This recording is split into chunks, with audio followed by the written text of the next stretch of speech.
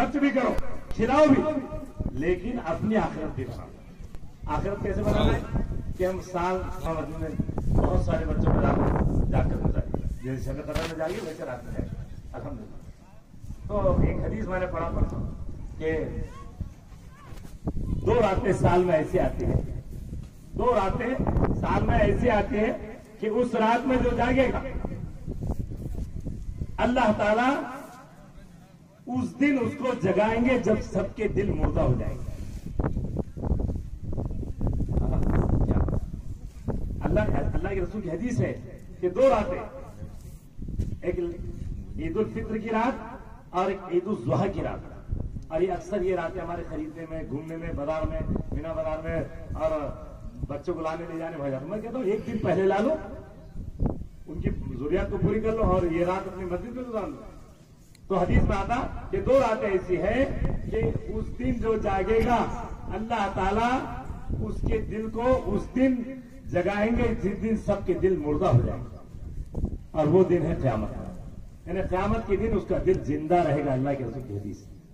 تو یہ رات ہمارے آج گزری، الحمدللہ بہت سارے ساتھیوں نے جا کر گزارے، میں نے کئی مسجدوں میں دیکھا، ساتھیوں کو دیکھا، اللہ کا ذکر کر رہے ہیں، اور ہم اللہ سے دعا کریں گے انشاءاللہ اگر بقرعید کا موقع ہم کو ملتا ہے تو ہم عید الاضحیٰ کی رات میں انشاءاللہ جا کر گزاریں گے، کریں گے انشاءاللہ، تاکہ کل قیامت کے دن ہمارے بھی دل زندہ رہے۔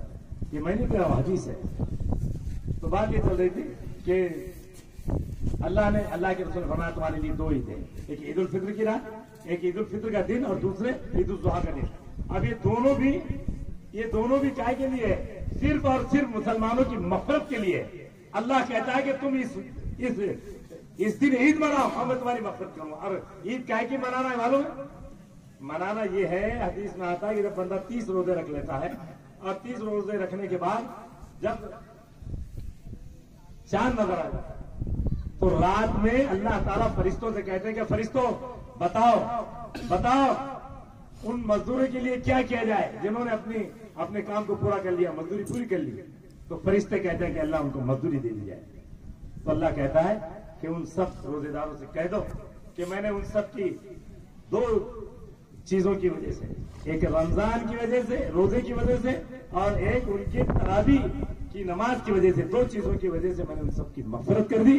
ان سے کہہ دو کہ جا کر 2 رکعت شکرانہ عید کا پڑھو۔ اب یہ ہم آئے نا، تو یہ ہم عید کی شکرانے کی نماز پڑھنے آئے ہیں۔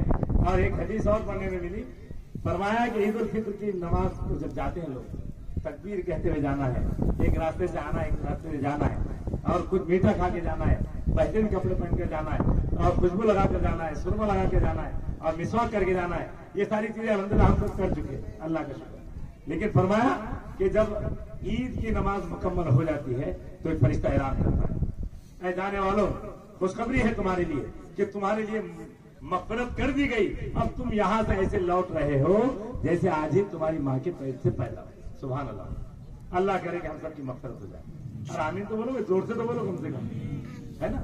کیونکہ یہاں آنا یہ شکرانے کے طور پر 2 رکعت نماز پڑھو، اور اس میں جو ہے 2 رکعت نماز تو اللہ کے رسول صلی اللہ علیہ وسلم فرمایا کہ 2 دن نماز تمہاری عید، تم کھاؤ پیو، نئے کپڑے پہنو، تمہارے پاس جتنی گنجائش ہے کھلاؤ۔ یہ بھی پڑھا میں نے کتاب، کھلانے کا وقت۔ آج کل ہم اپنے کھا لیتے ہیں، کہ کھلانے میں جو لذت ہے وہ کھانے میں نہیں، اتنا دھیان رکھنا۔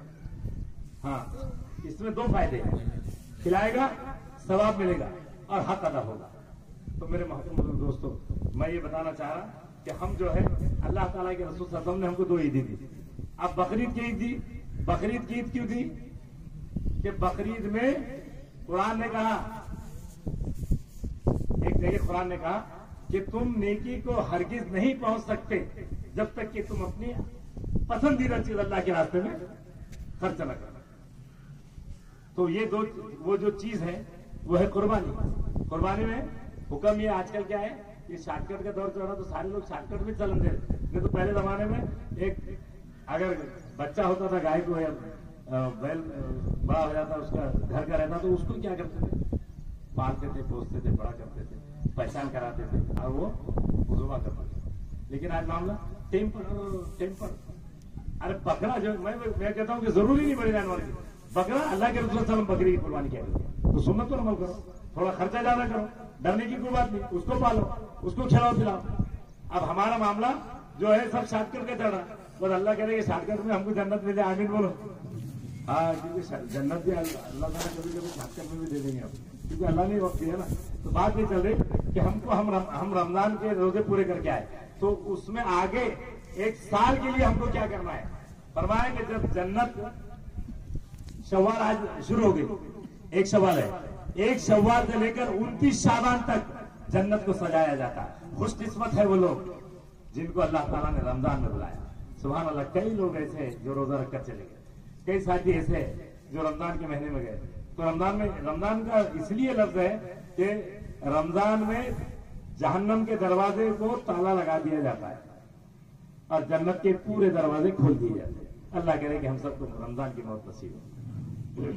تو محترم بزرگ دوستو، جیسے پہلے ہوا کرتا تھا، اللہ کے رسول نے 2 عیدیں دی اور 2 عیدوں میں فرمایا کہ تمہاری روح کو سکون ملے. اصل میں عبادت انسان، میں نے اس سے پہلے بھی کہا کہ انسان کے جسم کو غذا کی ضرورت ہے، انسان کے جسم کو غذا کی ضرورت ہے اور روح کو ذکر کی ضرورت ہے، اللہ کے کلام کی ضرورت ہے، نیکی کی ضرورت ہے.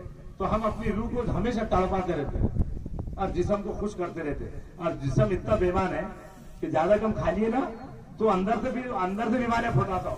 پہلے تو پھٹاتا شوگر کی، بی پی کی، پتہ نہیں کتنی کون سی اسٹون، یہ اسٹون، وہ اسٹون، یہ پتھری، وہ پتھری، زیادہ کھانے سے. اور اگر نبی کے طریقے پر کھائیں گے، نبی کے طریقے پہ چلیں گے تو شفا خود بخود ملے گی.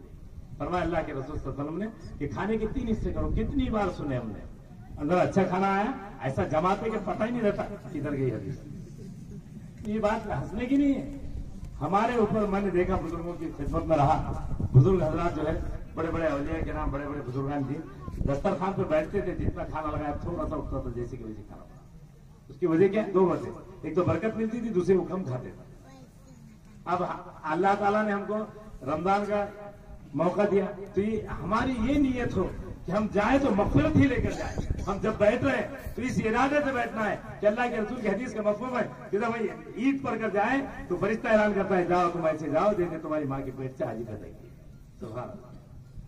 تو میرے محترم دوستوں، ہم جو ہے اگر ہم اللہ کے حکموں کو پکڑ کے رکھیں گے اور اللہ تعالیٰ کے کاموں کے مطابق، اللہ کے حکم کے مطابق اپنی زندگی گزاریں گے تو اللہ تعالیٰ اپنی ضرورتوں کو خود بخود پورا کریں گے. اب اللہ تعالیٰ نے کیسی ضرورتیں پوری کی ہیں میں بتاتا ہوں. بنی اسرائیل کو 40 سال منا سلوا آسمان سے اتارا. یہ اللہ کی ذات بغیر کھانے پکانے کے ڈائریکٹ اترتا تھا. مریم ابن عمران یعنی مریم علیہ السلام کو اپنے کمرے میں آسمان سے پھل اتارتا. ایک مرتبہ ان کے خالوں کمرے میں پہنچ گئے، دیکھا کہ تازے تازے پھل پڑے ہوئے، تازے تازے پھل پڑے ہوئے.